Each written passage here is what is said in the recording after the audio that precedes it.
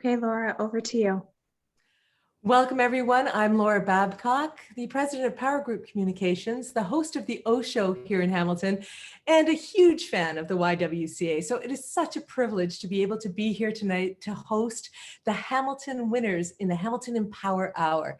I'm so excited to speak to these women, to find out what motivates them, what they have coming up next, and to really get inspired.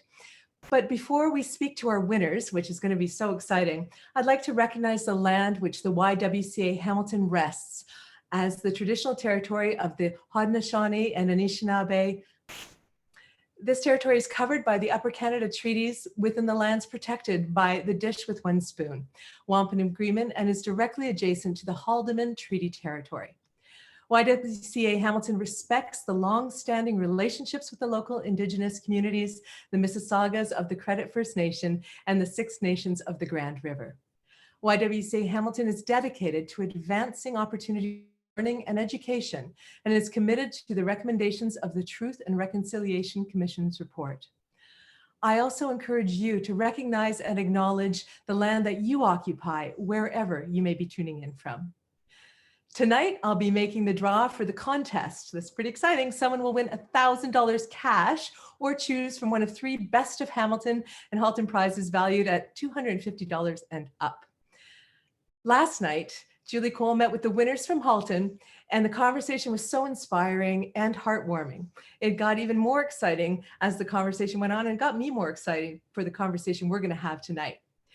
But before we speak to the winners, I want to make sure that we introduce YWCA Hamilton's CEO, none other than Denise Christopherson. Denise? Thank you, Laura. As I mentioned last night, our award celebration on March 4th was unlike anything we've ever had before. In this new virtual format, we were able to welcome over 800 households and more than 1,000 guests from all over the world. We had viewers from across Canada, the US, and as far away as the Philippines. It was really nice to welcome everyone. We celebrated the remarkable achievements of 97 women who rolled up their sleeves during this pandemic and made a huge difference, made an impact to those around them and within our communities. You know, during this event, we also met with Abrar, the Honorary Woman of Distinction Award winner. It is humbling to know that our YWCA programs and staff played a part in Abrar's journey and the impact our services have had on clients, on our clients each and every day. And tonight, you're going to get to hear a little bit more about Abrar's journey of resilience and empowerment. We're so glad you could be with us tonight. With the support of our community, we raised over $230,000. And counting to power our life-changing programs for women families across Hamilton and Halton. I like to tell people a lot, you know, I really don't think it's fair that, you know, in these cases, we sometimes have to fundraise for programs because the reality is so much of what we do for women is underfunded. A special thank you goes out to all of our sponsors, specifically our presenting sponsor, ArcelorMittal Dofasco. And we also would like to thank everyone who purchased a ticket, bought an auction item and donated in the Hamilton and Halton community. Everyone really stepped up.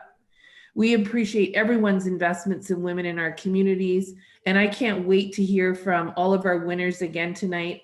Okay, Laura, let's meet our winners. Thank you so much, Denise, and for all of the work that you do and your team. Last week was a marvel. It really was to go from having one of the biggest events in Hamilton that was live last year to finding a way to bring everybody together. And I know I heard from people who jumped from room to room during the cocktail reception. I enjoyed being there with my nominee and just watching the whole show, but kudos to all of you. From everybody watching, I'm sure they all agree it was a fantastic night. You've really set the bar again. And you know, one of the things that I love so much about the night was that my family was in the background watching. And so maybe they're watching this too. We'll get to that in a couple of minutes, but it really was a wonderful event for the family and the community. Tonight, we are going to speak with the winners, Olivia Mancini, Dr. Elizabeth, Adriana Lukich, Lisa Nussey, Joel Cabisoso, and the Honorary Woman of Distinction, Abrar Meshamisha. I hope I did that okay, Abrar. We're going to talk to all of them. And when the YWCA asked me to do this, I thought, you know what, doing it from home, it's a little different than being on the stage in front of all of you. But what was special, as I mentioned, was that just like on the awards night when they were listening in the background, it's an opportunity for kids to be a part of this and to really be inspired and to really understand what's going on. So I'm just going to take a little bit of a minute here because my daughter has been watching this. And as the YWCA believes, if you can see it, you can be it. And she wanted to say a little something because she's here helping me out tonight. Want to say hi? Congratulations to the winner of these awards. It's what you do that inspires little girls like me to never give up. Thank you. Wow. Thank you, Matisse. That was awesome. She's been following the Y forever. And so she was so thrilled to be a part of all of this. Thanks. So let's have a great opportunity now to really inspire ourselves and the young women who are watching here tonight.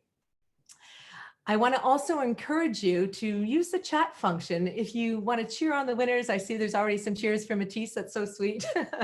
And if you have a burning question, let us know. We will have an opportunity towards the end of this to take your questions, put them to the winners, and get that great feedback that we want and learn.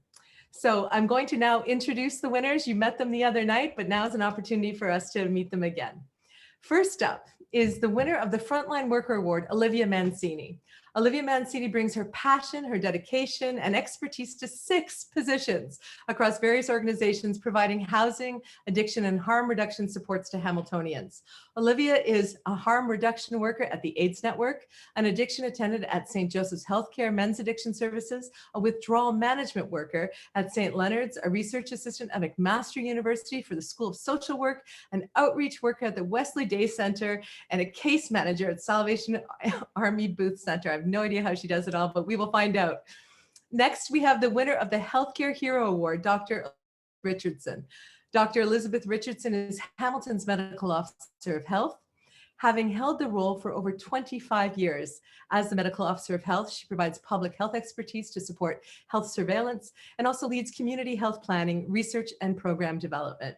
For more than 2 decades, she has ensured Hamiltonians are cared for through her focus on population health, health integration, and disease control initiatives.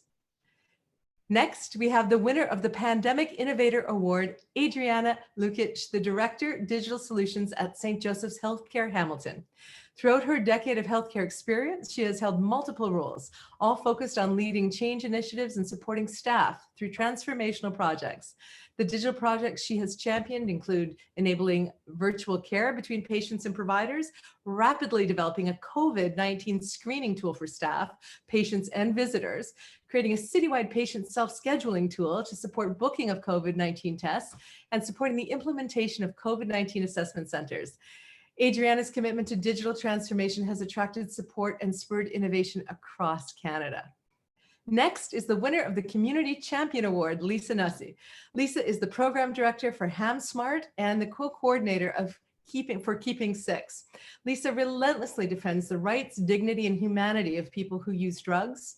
Lisa represents the voice for those people at many stakeholder tables to manage and overcome the drug epidemic, while respecting their right to self-determination. Throughout the pandemic, Lisa has been committed to mobilizing aid projects to support people who use drugs and those experiencing homelessness. And the winner of the Young Trailblazer Award, Joelle Cabisoso. Joelle is a Congolese-born Canadian and a graduate of Western University. She's the founder of Sisters in Sync, a nonprofit organization with a mission to support girls and women in education, mental health, financial literacy, and day-to-day challenges. Joelle started this as a response to her own experience as a sexual assault survivor and her commitment to supporting individuals with lived experiences of abuse. For her advocacy work, Joelle has received many awards and recognition, such as the CIBWE Top 100 Black Women to Watch in Canada, Afropolitan Canada's 2020 Leadership Award, Regroupement Affairs Femmes 2020 New Generation Award, among others. And the winner of the Honorary Women of Distinction Award is Abrar Mikamisha. Born in Hamilton and raised in Aleppo, Syria, Abrar is a mental health counselor with a passion for empowering marginalized youth and women. When the civil war broke out, Abrar remained in Syria to volunteer and work with SOS, UNICEF, UNHCR to provide children with trauma-informed mental health care. In 2017, the situation became extremely dire, so she returned to Hamilton. Broken but not defeated, Abrar channeled all her energy to healthcare in Hamilton and beyond. Over the years, Abrar has made an impact through her roles at Thrive Child and Youth Trauma Services, Wesley, the Hats Off Group Home. During the pandemic, Abrar launched her own virtual counseling platform and national mental health campaign to support women, children, and youth impacted by the COVID-19 pandemic. Wow. Okay. What a lot of women and what a lot of questions that I have for all of you. I want to start off, if I can, with talking to Abrar. Abrar, when you gave your acceptance speech, there was a line in it that really moved me. And I think for so many people watching is going to empower them through whatever remains of this pandemic, because you said, no matter what happens to you, it's not the end. And I'd just love it if you could expand on that a little bit, because I just thought that was such incredible wisdom given everything that you've experienced. Thank you, Laura, so much for such a heartwarming introduction, and congrats to all the awesome and inspiring ladies here today. I feel the passion here, and just empowering to be women all together. So yeah, because when I was just 17 years old and the war just started, you think it's gonna be over in a year, and I spent 7 years in the war, and it was tough, but you feel and when you are in the middle of the crisis, you feel there is no hope, it's a dead end. But yeah, but you realize by time it's never ending, and there always hope, and there always an end. And for example, when if we go back to to 1 year behind, when just the pandemic started, we thought it's gonna a couple months, but it took us 1 year and we survived. And here we are, going on with our life, and not just going on with our life, we're achieving, succeeding, making big events. Like last week, the gala was just amazing. We never thought, I think any of us, we will make it, but there's always hope. And we have such a huge courage inside us, we don't know it till we experience it. We have the courage to overcome any crisis. It's hard, it's tough when you're in the middle, but it comes to end. I love hearing that. And I want to go to you, Dr. Richardson. I think you've been medical officer of health as long as I've lived in this city, and you've always had an outstanding reputation. And it's not an easy job, but I can't imagine how much more difficult the pandemic has made your work.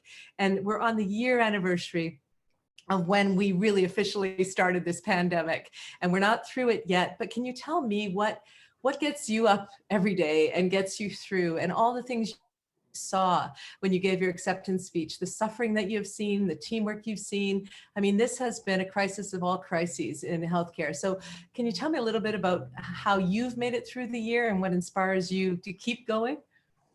Absolutely, Laura. And, it is those things that you just talked about. It is the things that are going on in our community that are so difficult, so tough to watch them, and just to know we need to make a difference. We need to make this better. We need to do what we can in order to get us through day by day. But it is also all the positive things that we see. And Abrar said it so well that, even though it looks really dire when you're in the situation, you can see things that are happening that are so good. The people and the amazing contributions they're making, the teams and the way they're pulling together.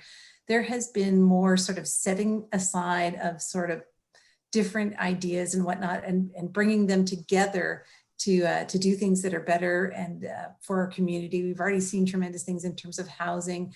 The only challenge that I see is there's so many other things that we need to do. There's all the mental health issues. We've got a number of our addictions colleagues that are here, and the challenges that we're facing on that front. So there's lots of work yet to be done in this recovery. That is going to be something that goes on for some time, and that is going to be another thing that's going to inspire us to come forward and really make a change, and change Hamilton in ways that it couldn't have if we hadn't had this experience. I can't agree is saying every crisis creates opportunity if you can just work through it and find it. And Olivia, you were very passionate in your acceptance speech about wanting to continue to advocate for housing in this city as a priority. Can you speak about why that is? You know, COVID has just even more maybe focused that for you. Why is that such a passion for yours going forward? And what do we need to understand? So I would say, like, at the beginning of the pandemic, it was really noticeable, the housing and homelessness issue in the city of Hamilton. People experiencing homelessness were kind of left behind. Like, there was nowhere for them to wash their hands, nowhere to go to the washroom and things like that. So I was kind of just advocating to get those supports in the city. Also, like, then towards the summer, there was an increase in encampments on Ferguson Street. I think there was over 50 tents there. So it really just showed the lack of like housing and shelter in our community, because most of the shelters were at capacity or over capacity, and a lot of the shelters had to reduce the amount of beds to create better spacing to physically distance a little bit better. So I would say, like, it was definitely like inspiring that we were all able to kind of collaborate and collectively respond to the crisis. Like, all of the community partners came together and we were able to kind of mitigate some of those issues. But I think, like, we still do have a lot more work to do in that sense. You know, Olivia, some pandemic experts that I've seen speaking about it have talked about the fact that when big crises hit, we learn a bunch of lessons really quickly, and then we can tend to forget, right? When things seem to go back to normal, we forget all of the lessons learned, and we sort of put ourselves back to the start again, if you will. And Lisa, if I can go to you for a moment, you're doing things that are innovative and different for the city in terms of helping people who use drugs. And what is it that what have you learned through this? And what are you hoping that we as a city will learn going forward so we don't forget the lessons of the crisis? Oh, that's such a great question. Thanks, Laura. You know, the things that we're learning are that the answers actually are out there. The people who live it really do understand the problems. They understand what's necessary.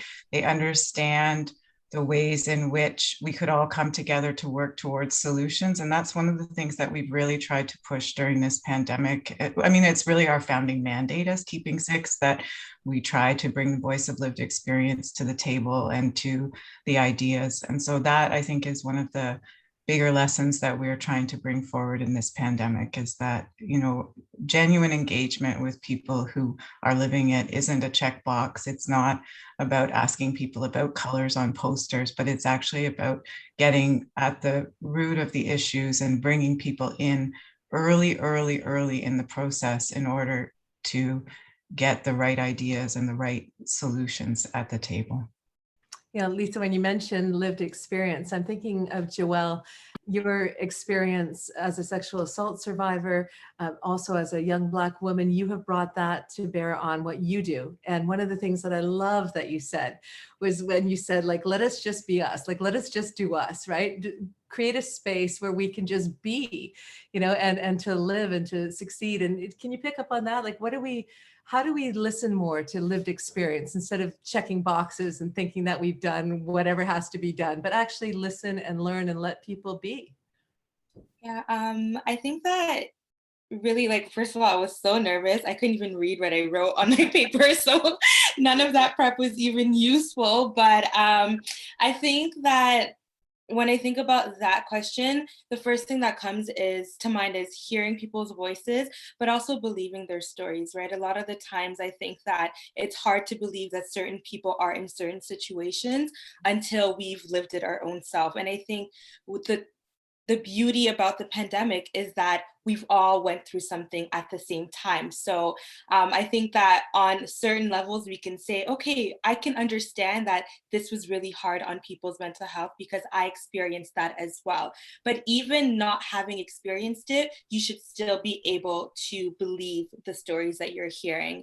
And for me, that was very important in the way that we approached the pandemic, was just understanding that I may be going through certain things right now that other people might be going through, and they may not be be as vocal or feel as though there's enough safe spaces for them to vocalize that. So why not create environments where you can really just come in, be yourself to the fullest extent, but also just know that it is a moment and a time to share, and that you're going to be able to connect with other women in the city. And the beautiful thing about these spaces were that people were connecting with people all over the world. And it was really shocking because we had people from the Caribbean, people from different countries in Africa joining our online discussions and activities. And I think it made it, it really bridged that gap, because you could see that, okay, to some certain extent, like, you get me, you understand what I'm going through, and I don't have to put up a front. Like, you don't have to fake that you're okay during a pandemic, because it's okay not to be okay during a time like this. We don't know what's going to happen tomorrow, and it's just a matter of taking it, day by day and moment by moment, but really believing the stories that people are telling you regarding their housing situation, their mental health, their income, and really applying that, rather than I was saying to my sister the other day, engaging in like performative allyship, where you're kind of acting like you care and acting like you're going to do something about it, but then it kind of just goes on because you're no longer either in contact with those people or exposed to those type of experiences. Oh, it's beautifully said. And I would agree with you. I think the pandemic has made everybody lose a little bit of their facade, right? We've all been at our worst at times. We've been seen in our own living rooms. Our life has been exposed. And I think it's actually made us more compassionate, I hope, as we come out of this, more able to understand and to listen and to feel compassion for others. It has also ramped us into this crazy digital age, right? Where we've all had to change the way that we live. And I want to talk to you, Adriana, because when I look at what it must have been like to be in healthcare with just managing the pandemic itself and the numbers rising, we all remember this time last year, we didn't know if it'd be a week, a month, or forever. We didn't know what the future was at all. There was no vaccine on the horizon. The best horizon for a vaccine was years out based on the past, right? So it was a very stressful, hopeless time for many. But in the midst of that, Adriana, you actually created technologies to help with testing, to help with registering. I mean, you were there innovating while so many of us were just trying to, figure out what to do next and put one step in front of the other. So how did you sort of stay on the game and keep changing the game? The country is taking your stuff. Thanks for that question, Laura. So I think I'll start by saying it's truly a team effort. So I've had the absolute privilege to lead a team who's trusted me to do this. And I think you said a couple of interesting things. One thing that you said is sort of, how do you stay ahead? And I think what we've learned in this pandemic is to challenge every assumption we have, and that impossible truly is, nothing. And that if there's, not always is, if there's a will, there's a way, but making space for others and for their perspectives and for their ideas has truly allowed us to innovate fairly rapidly and sometimes have fast failures. So not everything works, and that's okay in the digital space. But when we started 365 days ago, we had a clinical instance of Zoom, which means we were using Zoom for virtual care in our hospital, and we were leading in the space pre-pandemic world in this, and we're very proud of that. But not a single employee had Zoom for teleconferencing. So we've come a very long way. And, I think many of us on this call probably are Zoom fatigued as well, and look forward to a day when we can have these conversations in person. But it really has been a tool that's helped us to carry on and have those conversations where new ideas do have a space to be raised. And really, my focus has just been on creating that environment for those that I work with and collaborate with. And I mean, Dr. Richardson and her public health unit have been absolutely, totally inspiring. And the collaboration amongst different groups and perspectives has allowed us to be successful and use digital health tools as an enabler to get us to hopefully a better place throughout the pandemic. Well, I love what you said about creating spaces, because Abrar, one of the things that you said in your speech that really challenged me, right? And the idea that you brought up, Adriana, we have to keep challenging ourselves and our assumptions.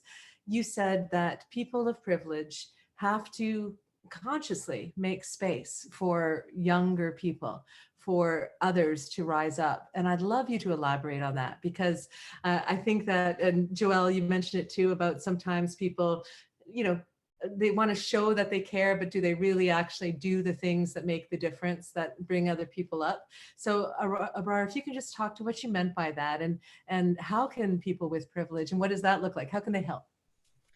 Thank you, Laura. Such an interesting question. Thank you. And I want to elaborate on Julie when she said it's more about believing in other stories. So, like when you believe in other stories, you bring their perspective to the table. And that's why, like now I'm leading a national mental health campaign to call the government and all people who's in charge to come together, like stakeholder, big organization, as well as the government, and to co-create with young people like us, young women, young youth from marginalized population, to come together and create the recovery plan focusing on mental health. Because like, okay, what's next? And I think Dr. Elizabeth already mentioned about the recovery plan, and it's really a huge need. And so many other, like, for example, CMHA are working towards that and putting some recommendation. So it's more about like coming together to create this space. Privileged people who have power, who can make the decision, where we from, like young women or like, youth from marginalized population don't have enough power to make the decisions. So that's where I see people who is really privileged, who have either money or power or in a position to make the decision, and take this, like hopefully Canada to the next step, and make sure everyone is fully healed and recovered to go on with their lives, because we don't want to keep struggling after this is over. And usually trauma shows after you settle. It does not show like while you're still in the crisis, because while you are in the crisis, you are still in the survival mode. But once you settle and everything is stable, here where you need the support to to make sure that the symptoms does not show on us. So yeah, that is amazing advice, because not knowing that much about it, I was under the assumption that once we're all vaccinated, woohoo, right? Sense of to be careful with that, right, and to watch our mental health. Hopefully, yeah. I'm speaking from experience, because like I went through depression after coming to Canada, while I was doing just amazing when I was in SIA, because yeah, that's how the brain and trauma does work usually.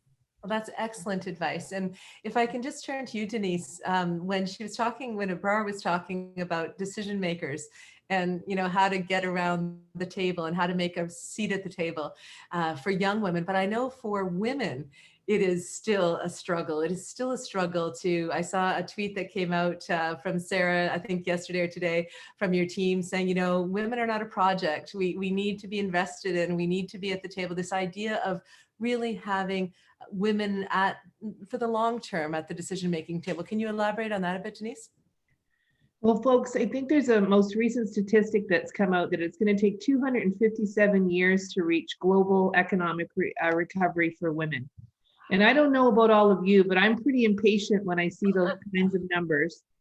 And the only thing that really gives me hope is when I hear from young women, because they're not going to take 257 years, not the young women that we're meeting, not the young women we're recognizing tonight. And I think we need to use our privilege to support that leadership.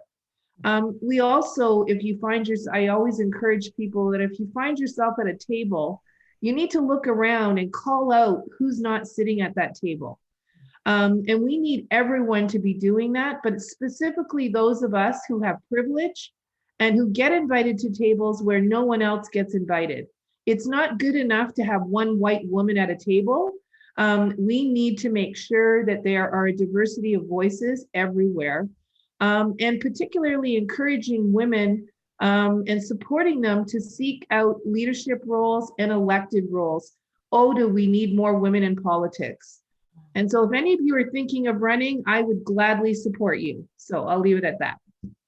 Well, you touched on one of my favorite subjects, of course, which is politics, but I won't go too far into it except to ask, Joelle, let me put it to you. You've already started an organization, Sis. You talked about the international reach that COVID has given it because of the fact that we're all online. Seems as though the sky's the limit for you. Is getting into politics, is that a table you think makes sense for what you want to do with your life and the change you want to make? You're actually the third person to bring it up this week. And I think if my father was hearing this, he would probably start campaigning for me tomorrow.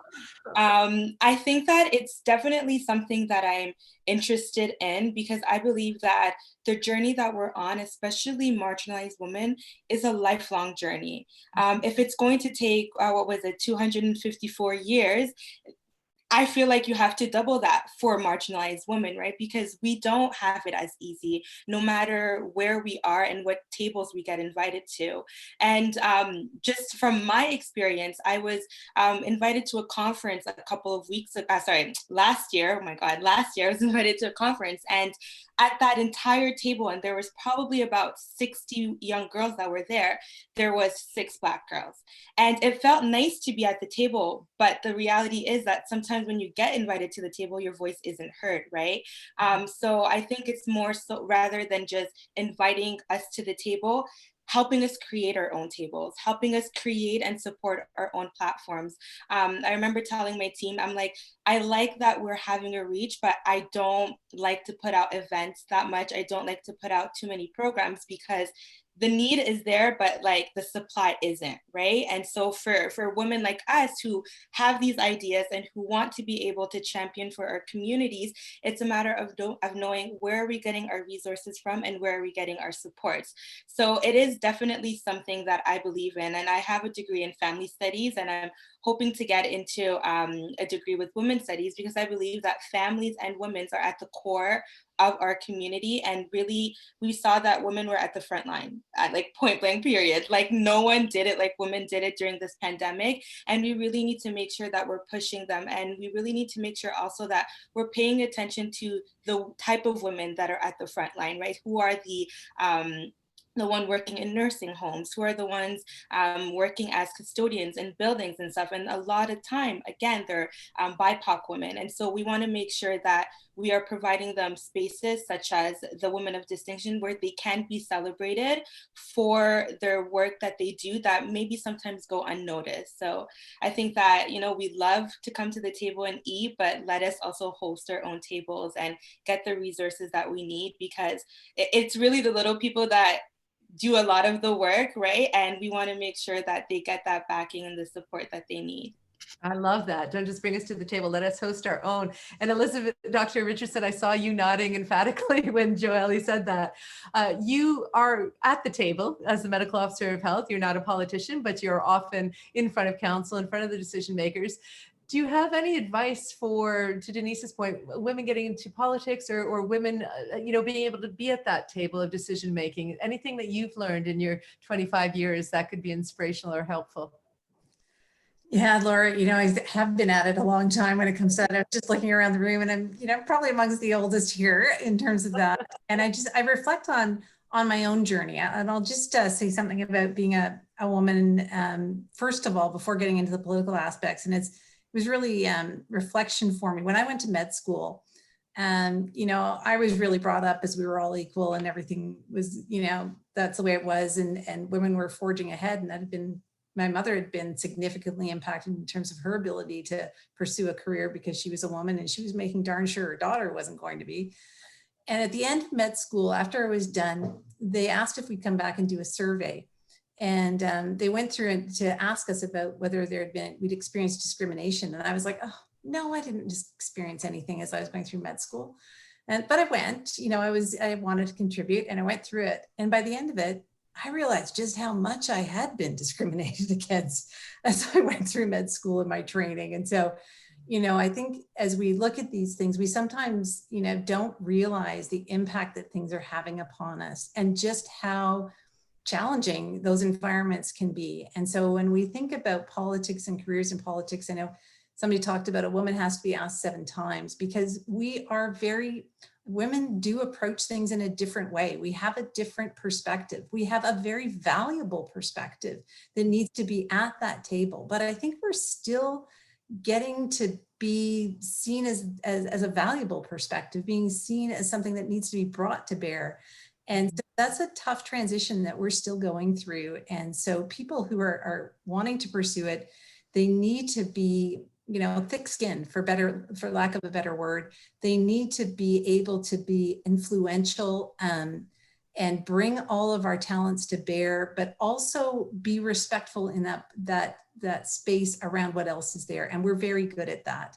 And so it's a really, you know, it's a very active, you always have to be on it sort of thing. You can't sit back and relax, because you're always looking at, how can I push this? But then how can we show the respect and the willingness to listen that we want to have as well, and that we so value? And so it's a very, it'll take a lot of energy if that's the road you want to go down.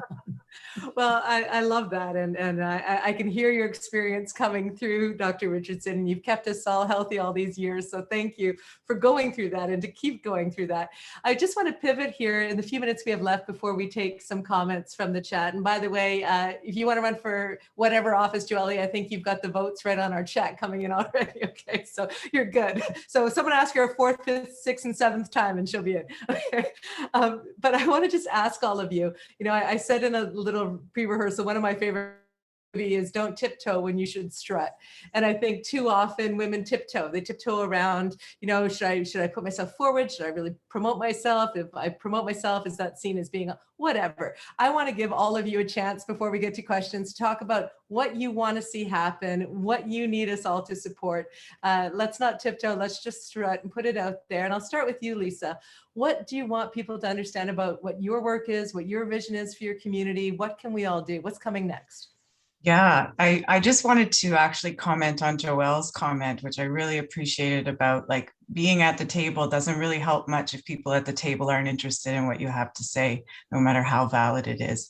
And that's something that we have really struggled with over the course of this pandemic, doubtlessly, you know, to the point where we ended up in court, taking the city to court. We had direct lines to all the people in the city. We had direct lines to the EOC, to you know, people who had the power at those tables to not send us to court, to not have to get an injunction in order to keep people from being displaced in a pandemic, with the backing of public health CDC guidelines and the UN human rights guidelines, right? So I think Joelle's point is excellent in terms of like being at those tables. I think we have to question where the agenda of those tables that are fighting us, not working with us, you know, come from, and how do we engage in that? And when you ask what's next for us at Keeping Six and HamSmart, that's something that we've really, I mean, mostly we're trying to find the time to carve out to actually reflect on that question. What is next?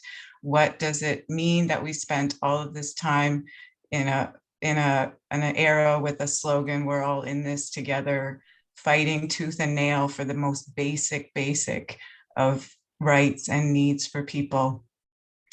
And how do we engage those tables that actually aren't interested in what we have to say, that actually aren't interested in people's well-being?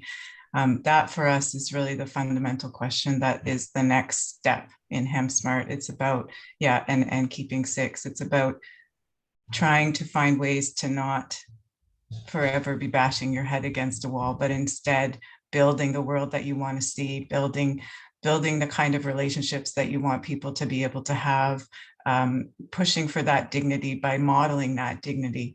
And so that for us is the next phase. I love that, pushing for that dignity by modeling it. We could use a lot of dignity in this city for sure. And Olivia, you know, as I'm listening to Lisa, I'm thinking about your passion for people who are living in houselessness and what must seem at times like a desperate situation. You probably bang your head against the wall a fair bit with that particular goal. What do you see you need? What does your vision look like for the community?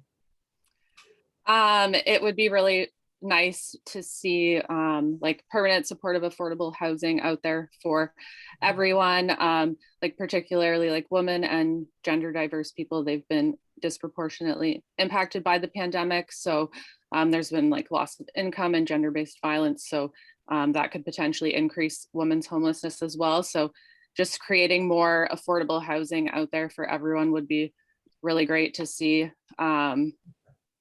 Like I think I said in my thank you speech, like in a country as rich as Canada, like nobody should have to be sleeping outside on the street.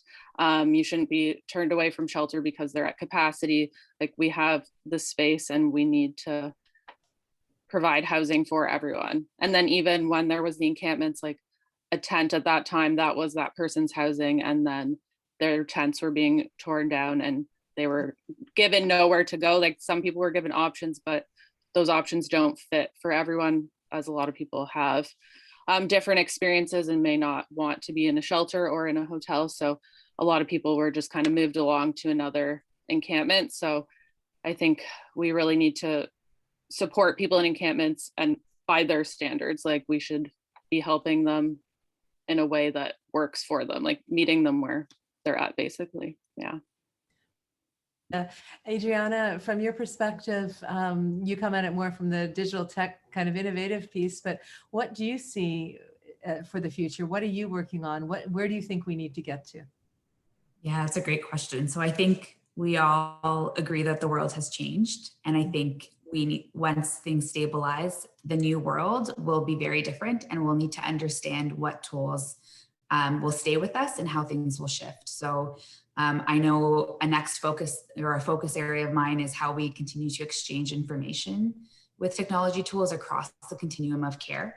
So for example, how we ensure that there's information transfer between long-term care and acute care centers in our city, so that patients are getting the absolute best care possible and clinicians are armed with the information that they need to make decisions that will positively impact the patient care trajectory. I think there's going to be a lot of really interesting work in this space, and how virtual care will continue to mature will be a really, really, really interesting area to watch. We have already seen it mature. So when we look at how we're supporting our mental health patients throughout this pandemic, we're able to continue to provide group cognitive behavioral therapy sessions. We're able to connect with patients who might not be able to come in or might have apprehensions about COVID and want to stay home. We are enabling those touch points, and what that will look like beyond sort of this phase of our history, I think will be really interesting to understand. The other point I wanted to really quickly make, I think everyone has sort of spoken to it today, but I think we can say that female leaders are truly inspirational. And not only that, they're actually shown to be more effective leaders. So I was Googling while you were talking to find the article that I read recently, and Harvard Business Review released a really, really interesting article. I don't know if you guys have read it, happy to share it after, but in early 2019, 2020, they did a survey with over 60,000 leaders, and they had them answer questions that looked at 19 different competencies. And women, no surprise, were more effective leaders than men. They redid that same survey, looking at about 1,000 individuals between March and June. So we had already entered into the COVID pandemic. And women, the gap between men and women in terms of those competencies actually increased. And so the data is showing that in crisis periods, women are more effective leaders. And I think the conversations we've had here tonight truly do speak to that. We have the right ideas, we know how to make things happen. And I think it's really interesting that the literature is starting to come out and show that too. So it'll be interesting to get more fulsome data in the future, looking at the COVID experience to understand how women have truly positively impacted the pandemic and the outcomes. I love that. We collaborate and we have grit. We keep going, right? I think that if I can say that universally. But I do also want to tell you, Adriana, that people want you to share it in the chat. I'm going to Google it right now. I had it on my phone, but I'm going to pull it up and get you guys the link. Absolutely.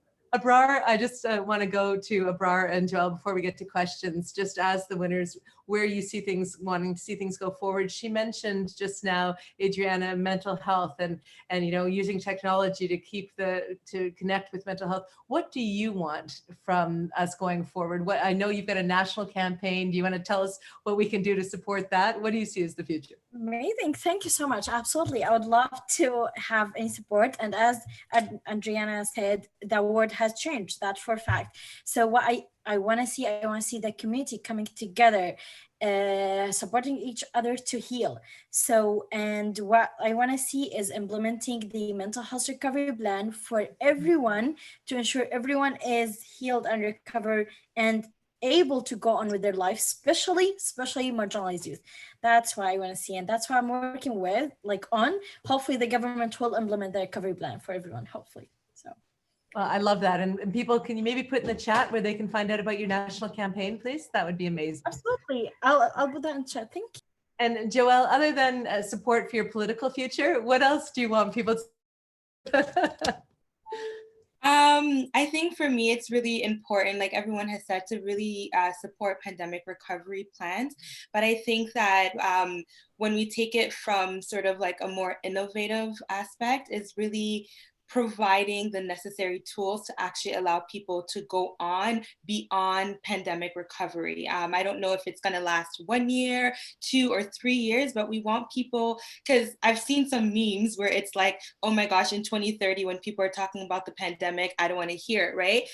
I want for myself, at least, that if I'm hearing about the pandemic in 2030, that I'm not triggered by it, that I can be like, you know what, that was a difficult time, but man, the things I've learned during those pandemic recovery has really allowed me to almost see the beauty that came out of it and to see how far our community and society has come. And for us, it's really just focusing, and we're hoping to introduce that very soon, our Recovering You program, which will allow people to go through a 3-part workshop series that focuses on rebuilding self-esteem and as well as emotional intelligence. I think that for a lot of people, you don't really have a sense of what your emotional IQ is and how to deal with your different emotions, especially when something on this scale has happened. And so we really want to make sure that we're taking that within the context of pandemic, and we're taking it also within the context of recovery. I know that for me, there were times in the pandemic that I was so happy and I felt guilty because I'm like, so much is happening. I can't be this happy or celebrating my successes or whatever was happening at the place. But it's encouraging people to see that that's okay. It's an emotion that you feel, and to just live with it. And then finally, really just bringing people to the last workshop, which is resiliency. So taking what we've learned based off of our self-esteem, our emotional intelligence, and how we can actually develop the necessary toolkits to be resilient, so that when we are faced with something like this, we know, okay, just because I lost my job in the pandemic doesn't mean that I'm unqualified or unfit, and kind of working on keeping that self-esteem up and knowing that it's okay, I will find another job, or heck, I will create, a whole other industry for young people like myself, or people who are just going through really tough times. So it's just really looking at the lens of what it means to be in pandemic recovery and inviting those voices to tell us what they need so that we can support them on that journey. Well, I love your passion. You should definitely do politics. You can certainly speak to your passion. We've been speaking a lot, and I'm not sure if we can do maybe 1 or 2 rapid fire Q&As with the audience, because we do have a draw that we need to do, and we want to end this on time. So Sarah, I'll throw it to you just for a sec. Is there any kind of questions that are really burning that we want to get a quick answer to? There are. I don't know about quick answer, but we'll try. So there's 3. The first one being, women carry many roles in our community, often parenting, working, volunteering, doing elder care, and so much more. Have you ever felt overlooked for any opportunities, whether they be career pathways, political roles, or volunteer positions, because assumptions have been made about your time restraints? And that's from Peter, and it was shared in advance of tonight's chat. So maybe do we want to just somebody really burning to answer that question? Is there anyone who really wants to jump in on that? I'll jump in. I think a part of feeling like you're overlooked is maybe not feeling like you have the experience to do so. I know for me, my issue was when I first started was like, okay, you just got to use your own money to do everything, because if you submit a grant application, they're going to look at you like, you're 6 months old, you know, we're not going to take you seriously, or we're not going to fund you because we don't trust you.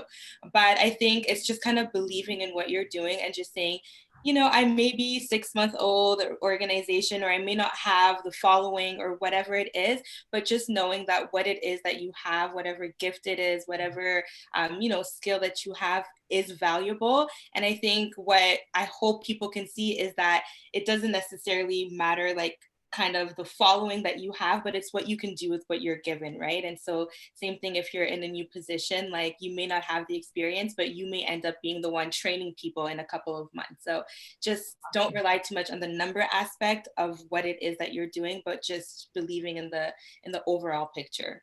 I love that. How about another question, Sarah?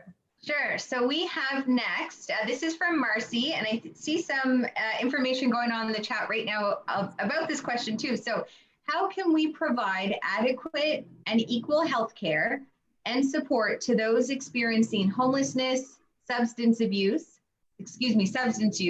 or mental health that feel as though services are not currently available to them? Who would like to grab this one?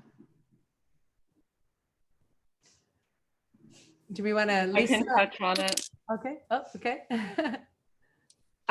So I think we need more peer support specialists in healthcare settings that can support people with mental health or people who use drugs.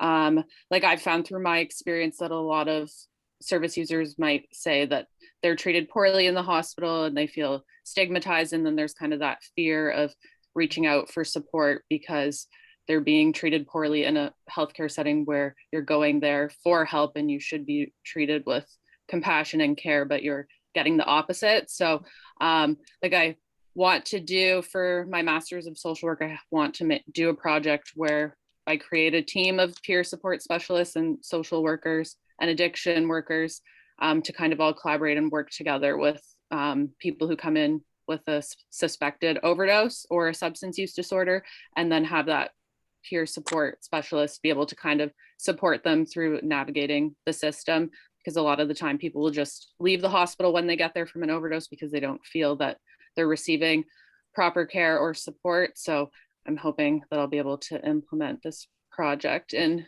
September 2021. Awesome. I love it. Last question, and we'll get one more person to answer, and then we'll go to our draw. Okay, so last question. How has your community been celebrating and supporting you after winning last week? And that's from Heather. Who wants this one? Anyone? Bueller? I've been getting lots of really cool, sweet treats and really kind words from colleagues and family and friends. So we're all still having to, you know, social and physically distance, but it's been really nice to have some drop-offs and have people reach out and tell you how proud they are. It's a really nice feeling, and I'm very grateful for that. And may I just say, as one of the, how many women is it who are alumni of this award, Sarah? We were talking about it the other day. Yeah, so in the 45-year history, there's been almost 1,500 women recognized in total, with 98 this year. So I can tell all of you that having been a past recipient years ago, like in 2013, I think, I still hear from people about it, right? This will be with you for your life. It's quite a privilege, and there's so much we can do with it. So thank you all so much for the conversation. Thank you all for the questions. It's now time to get some payoff. We're going to do a wheel. We're going to spin a wheel. We're going to find out who wins the $1,000 cash or those other prizes. So I guess I'm going to ask for Heather. I think we're about ready to spin the wheel and find out who's going to win.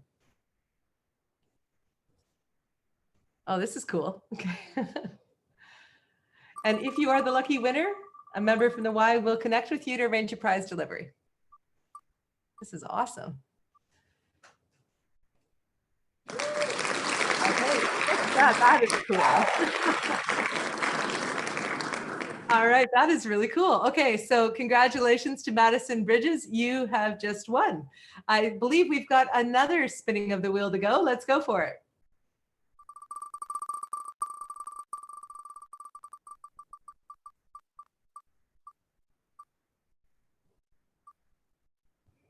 And the winner is Lori Switchwood. Congratulations, Lori. And I think we're going to spin it 3 more times. Is that right? We've got, let's spin it 3 more times for our final 3. Each winner will have their choice of one of the Best of Hamilton and Halton. And they are Carmen's Group Winter Staycation Package, the Ultimate Feast at Home from Rapscallion Comfort Kitchen, or $250 for the entire gift card.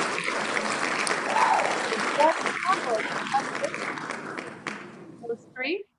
This is the last one. Last one. Okay, last spinning of the wheel. I'm getting into like Vanna White mode here. Okay, go ahead.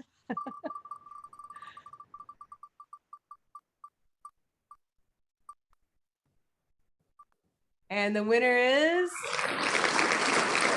Patrick Smith. Congratulations. I just want to thank everyone for participating. I want to congratulate the winners again. I know you're all going to change the world. I'm counting on it, and so is everybody watching. And I think, as we heard from Denise, the support is there for what you do. So as women, thank you so much. Thank you to our audience for watching. Everybody, please stay safe and take care of yourself. Thank you.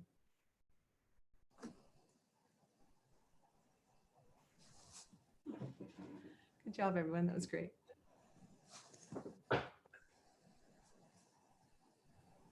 People loved it. That's so sweet. Thank